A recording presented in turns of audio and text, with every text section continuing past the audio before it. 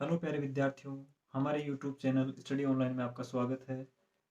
हम आज भौतिक भूगोल के एक महत्वपूर्ण बिंदु महाद्वीपों और महासागरों की उत्पत्ति से संबंधित का अध्ययन करेंगे, जिसमें हम आज महाद्वीपीय विस्थापन सिद्धांत के बारे में पढ़ेंगे।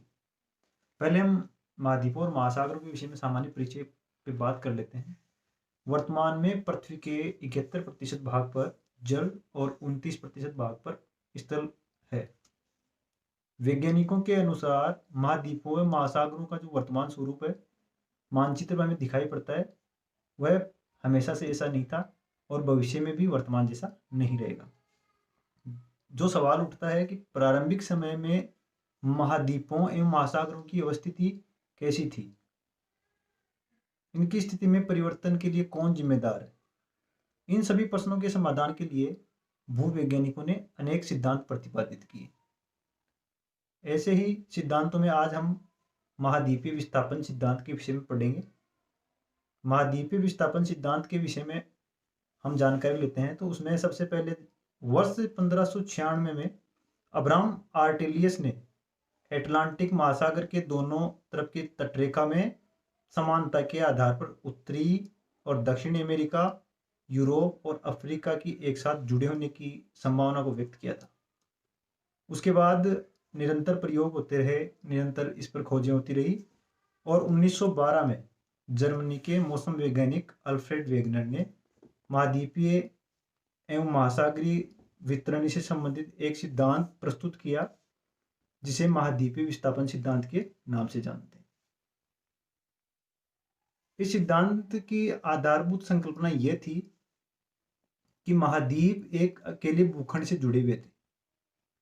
तो वेगनर के अनुसार आज के सभी महाद्वीप इस भूखंड के ही भाग थे तथा ये एक बड़े महासागर से घिरा हुआ था। उन्होंने इस बड़े महाद्वीप को पेंजिया नाम दिया। जो स्थलीय खंड जुड़े हुए थे आपस में, उनको पेंजिया नाम दिया गया और उनके चारों तरफ जो विशाल महासागर फैला हुआ था, उसको वेगनर ने पेंथालासा नाम दिया। पेंजिया पहले दो बड़े महाद्वीपीय पिंडों लोरेंसिया और गोंडवाना लैंड में विभक्त हुआ।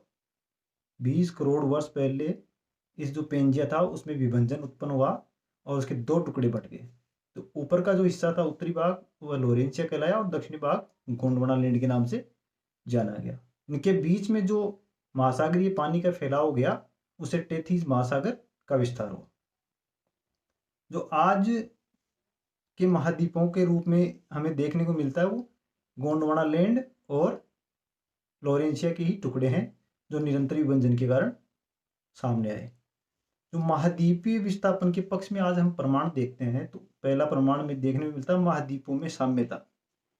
दक्षिण अमेरिका, अफ्रीका के आमने सामने की जो रेखाएं हैं, वो अद्भुत दिशा में दिखाती, जिसमें यह प्रमाणित होता है कि पहले ये आपस में जुड़े हुए थे। इससे संबंध में 1964 में बुलर्ड ने एक कंप्यूटर प्रोग्राम की सहायता से अटलांटिक तटों को जोड़ने का प्रयास किया और एक मानचित्र तैयार किया, जिसमें तटों का साम्य बिल्कुल सही सिद्ध होता है। जो अपनी स्क्रीन पर चित्र दिख रहा है, उसमें भी देखा जा सकता है कि दक्षिणी अमेरिका और अफ्रीका के जो तट है, उनको आसानी से जोड़ा जा सकता है। दूसरा जो प्रमाण है, वह है तटीय चट्टानों की आयु में समानता। रेडियोमेट्रिक काल निर्धारण विधि से महाद्वीपों के पार चट्टानों की आयु ज्ञात की गई, जिसे ब्राजील और अफ्रीका के तटीय क्षेत्रों की चट्टानें 200 करोड़ वर्ष पुरानी पाई गई, जो आपस में मेल खाती है तथा दोनों जुरासिक काल की है। इसे यह पता चलता है कि दोनों किनारे पहले आपस में जुड़े हुए थे। जो ब्राजील की चट्टानें हैं और अफ्रीका के जो तट की चट्टानें हैं, वो दोनों का अगर काल निर्धारण पद्धति से आयु ज्ञात की गई, तो दोनों एक ही काल से या दोनों एक ही काल में निर्मित चट्टानें हैं, जिसे यह साबित होता है कि ये आपस में पहले जुड़े हुए थे। तीसरा प्रमाण है टीलाइट। टीलाइट क्या होता है? टीलाइट वे अवसादी चट्टानें हैं जो हिमानी निक्षेपण से निर्मित होती है। भारत में पाई जाने वाली गोंडवाना श्रेणी के तलछट इसी प्रकार की टीलाइट है तथा इसी श्रेणी की चट्टानें अफ्रीका, ऑस्ट्रेलिया, मेडागास्कर और पोलैंड, अंटार्कटिका में मिलते हैं। यह टीलाइट चट्टानें प्राचीन जलवायु और महाद्वीपों के जुड़ाव के स्पष्ट प्रमाण प्रस्तुत करते हैं। चौथा जो प्रमाण है, वह है फ्लेशर निक्षेप। फ्लेशर निक्षेप सोने के जो निक्षेप है, उनसे संबंधित है। घाना तट पर जो स्वर्णयुक्त चट्टानों की अनुपस्थिति के बावजूद स्वर्ण के बड़े निक्षेप मिलते हैं, जबकि स्वर्णयुक्त चट्टानी सिरे ब्राजील में पाई जाती है। इस प्रकार अतीत में इनके आपस में जुड़े होने का प्रमाण मिलता है। तो ये कुछ प्रमाण हैं जो ये बताते हैं कि ये पहले जुड़े हुए थे, क्योंकि घाना के तट पर सोने की कोई चट्टानें नहीं है, लेकिन फिर उसके निक्षेप पाए जाते हैं, जबकि सोने की जो चट्टानें हैं उसी के समानांतर ब्राजील में पाई जाती हैं। जो अंतिम उसका प्रमाण है वो है जीवाश्म का वितरण। लेमूर के जीवाश्म की भारत, अफ्रीका एवं मेडागास्कर में उपस्थिति के कारण कुछ वैज्ञानिकों ने तीनों स्थानों को जोड़कर लेमुरिया स्थलखंड का नाम दिया, तथा मेसोसोरस एक रेंगने वाला छोटा जीव था जो केवल उथले खारे पानी में ही रह सकता था। दक्षिणी अफ्रीका के केप प्रांत व ब्राजील में इटावर सेल समूह में इसके अस्थि अवशेष मिलते हैं, जिससे इनके आपस में जुड़ाव के संकेत मिलते हैं। तो ये जो स्थलखंड आज अलग अलग हैं, उन पर जो अवशेष मिल रहे हैं लेमूर के, उससे ये साबित होता है कि पहले कई इतिहास में कई सालों पहले ये आपस में जुड़े हुए थे। तो जो पेंजिया था उसका विभंजन हुआ, लोरेंशिया और गोंडवाना लैंड बने। उसके बाद ऐसे कौन से बल थे जिसके कारण ये चट्टानी टुकड़े एक इन स्थानों से खिसक कर दूर चले गए?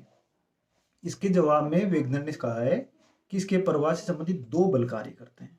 पहला, गुरुत्वाकर्षण और प्लवनशीलता बल। इससे भूभागों का प्रवाह भूमध्य रेखा की ओर हुआ, जिससे भारत, ऑस्ट्रेलिया, मेडागास्कर व अंटार्कटिका का निर्माण हुआ। वेगनर कहते हैं जो गुरुत्वाकर्षण और प्लवनशीलता बल है, उससे जो भी भूखंड थे वो भूमध्य रेखा की ओर गए। दूसरा जो बल था वो था ज्वारीय बल। ज्वारीय बल में इससे भूभागों का प्रवाह पश्चिम की ओर हुआ, जिससे उत्तरी व दक्षिणी अमेरिका बने।